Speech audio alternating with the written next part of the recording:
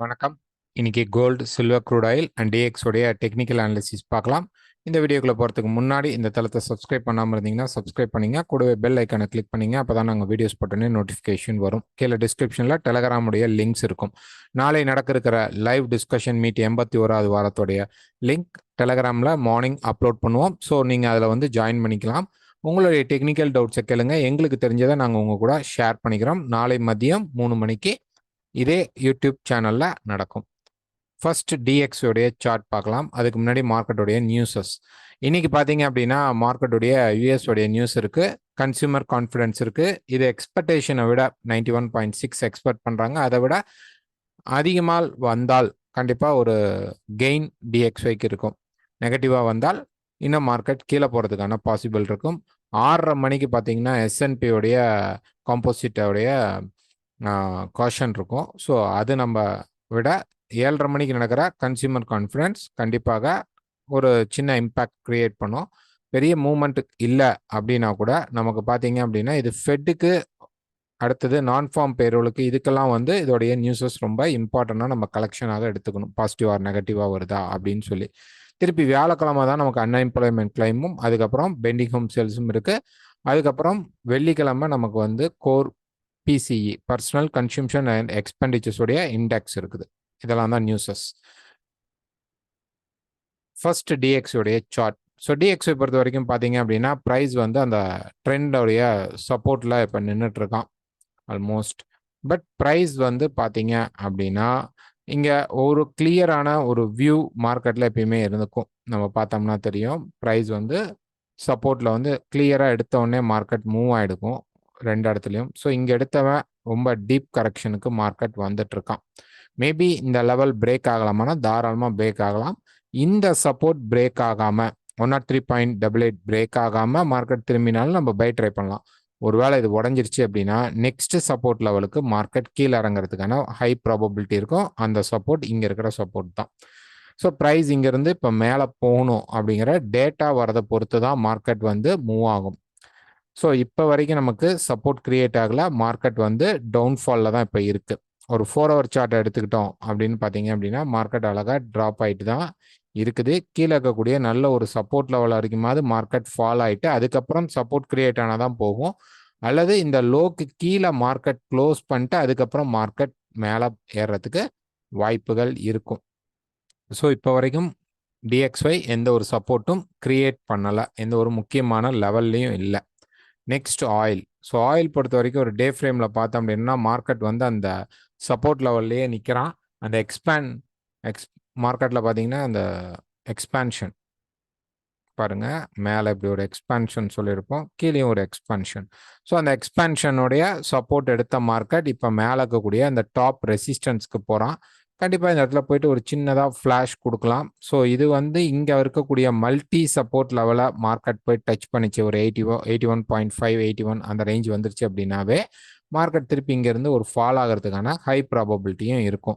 So இனி வரக்கூடிய இடங்களில் நம்ம ரெசிஸ்டன்ஸ் பார்க்குறது எபோவ் 79க்கு மேலே மார்க்கெட் ஒரு 80 பக்கம் வந்துட்டாவே நம்ம ரெசிஸ்டன்ஸ்க்கு ரெடி ஆகணும். ரெசிஸ்டன்ஸ் எங்கே கிடைச்சாலும் ஒரு ஷார்ட் ஃபால்க்கு நம்ம ரெடியாக செல் போக ட்ரை ஆகிடணும். Next silver. ஸோ சில்வர் பொறுத்த வரைக்கும் பார்த்தீங்க அப்படின்னா மார்க்கெட் வந்து இங்கேருந்து சப்போர்ட் எடுத்து இப்போ மேலே போய் ஆல்மோஸ்ட் ஒரு ரெசிஸ்டன்ஸ் லெவலில் தான் இருக்கிறான். இவன் கீழே வரணுங்கிற அவசியம் ஃபர்ஸ்ட் பாயிண்ட் கிடையாது. ப்ரைஸ் பொறுத்த வரைக்கும் பை ட்ரெண்ட் தான், பை ட்ரெண்ட் ரேலியில் தான் இருக்கான். இப்போ ஒரு 4 ஹவரில் நம்ம எடுத்துக்கிட்டோம் அப்படின்னா வீக்லி ஃபோர்காஸ்ட்லேயே சொல்லிப்போம் இந்த சப்போர்ட் லெவலாவது பிரேக் ஆனால் தான் மார்க்கெட் கீழே வரதுக்கான ப்ராபபிலிட்டி இருக்கும். ஸோ ப்ரைஸ் என்ன பண்ணிட்டு இருக்கான் அப்படின்னு பார்த்தீங்கன்னா ஸ்டில் வந்து மார்க்கெட் வந்து புல்லிஷ் ரேலியில் தான் இருக்கிறான். ஸோ இப்போ ஒரு மார்னிங் பார்த்தீங்கன்னா ஒரு சின்ன ட்ராப் ஒரு 11 o'clock வந்தது. இது வந்து இந்த மல்டி சப்போர்ட் லெவல்லே திருப்பி சப்போர்ட் எடுத்து மேலே புஷ் பண்ணுறதுக்கான ஒரு க்ளூவாகவும் இருக்கலாம். ஸோ 31.88 பிரேக் பண்ணிட்டா மார்க்கெட் இந்த ஹைஸை பிரேக் பண்ணி மேலே போகிறதுக்கு ஹை ப்ராபபிலிட்டி இருக்கும். ஸோ சில்வர் இன்னும் செல் ஆகலை. ஒருவேளை ப்ரைஸ் வந்து இன்னும் கொஞ்சம் கீழே இறங்கி ப்ரைஸ் வந்து ஆல்மோஸ்ட் ஒரு 31க்கு கீழே ட்ராப் ஆனால் மட்டும்தான் நம்ம செல் ட்ரை பண்ணணும். இல்லைன்னா வென்எவர் பை மார்க்கெட் கிடச்சிச்சு அப்படின்னா நம்ம தாராளமாக பை ட்ரை பண்ணலாம். Next gold. ஸோ கோல்டு பொறுத்த வரைக்கும் ஒரு டே ஃப்ரேமில் பார்த்தோம் அப்படின்னா ப்ரைஸ் வந்து இப்போ வந்து ஒரு முக்கியமான சப்போர்ட் லெவலில் தான் ப்ரைஸ் நின்றுட்டு இருக்கான். ஓகேங்களா? ஒரு நல்ல சப்போர்ட் லெவல்ல தான் பிரைஸ் நின்னுட்டு இருக்கான். இப்ப பிரைஸ் வந்து லாஸ்ட் 2 டேஸாவே மேல போயிருப்பான். நான் வந்து வீக்லி ஃபோர்காஸ்ட்ல சொல்லும்பொழுது 48 ஃபர்ஸ்ட் டார்கெட்டாவும் 70 செகண்ட் டார்கெட்டாவும் சொல்லியிருப்போம். ஸோ இந்த 48 லெவல மார்க்கெட் நேத்து டச் பண்ணதுக்கப்புறம், இப்போ ஒரு சின்ன ட்ராப் மார்க்கெட்ல வந்திருக்கு. இல்லைன்னு சொல்லல.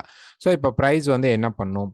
அப்படின்னு பார்த்தீங்க அப்படின்னா, ஒருவேள மார்க்கெட் வந்து மேல இந்த லெவல்ஸ பிரேக் பண்ணி மேல போக முடியல அப்படின்னா, இந்த 50க்கு 58க்கு மேல மார்க்கெட் பிரேக் பண்ணி இந்த 70 லெவல் வரைக்கும் மார்க்கெட் போகணும். அதுவும் உடைச்சா நமக்கு கிட்டத்தட்ட 2400 வரைக்கும் மார்க்கெட் மேல போக சான்சஸ் இருக்கும்.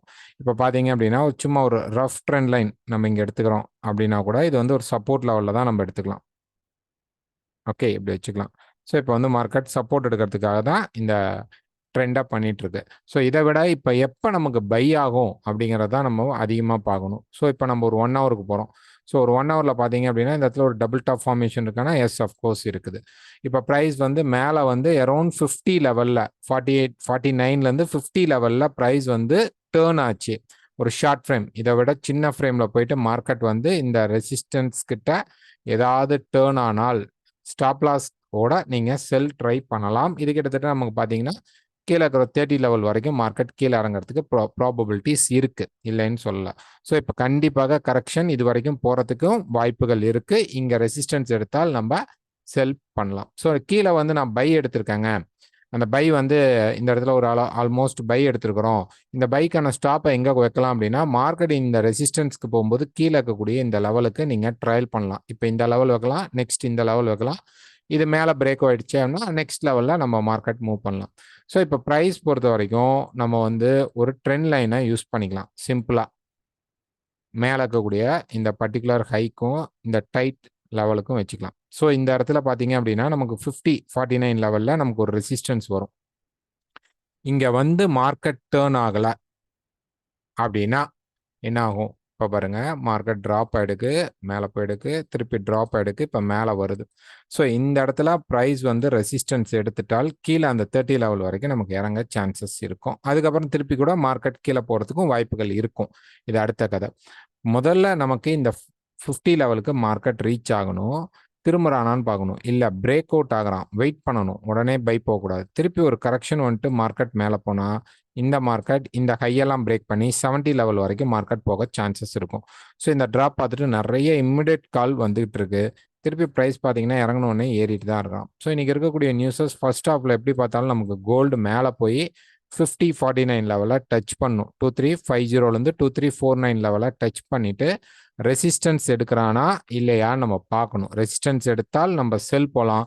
ரெசிஸ்டன்ஸ் எடுக்கல அப்படின்னா பிரேக் அவுட் நடந்துச்சு அப்படின்னா வெயிட் பண்ணி கரெக்ஷனுக்கு மேலே திருப்பி மார்க்கெட் மேலே புஷ் பண்ணுறதுக்கான ஹை ப்ராபபிலிட்டி இருக்கும். நாளைக்கு நம்ம லைவ் டிஸ்கஷனில் பார்த்தீங்க அப்படின்னா 3 மணிக்கு நடக்கக்கூடிய லைவ் டிஸ்கஷனில் இன்னும் கோல்டை பற்றி நம்ம டீப்பாக அனலைஸ் பண்ணலாம். அங்கே வாங்க, உங்களுடைய கேள்விகளை கேளுங்க. அதுக்கு நாங்கள் எங்களுக்கு தெரிஞ்ச டெக்னிக்கல் பதில்களை உங்களுக்கு நாங்கள் சொல்கிறோம். தேங்க்யூ.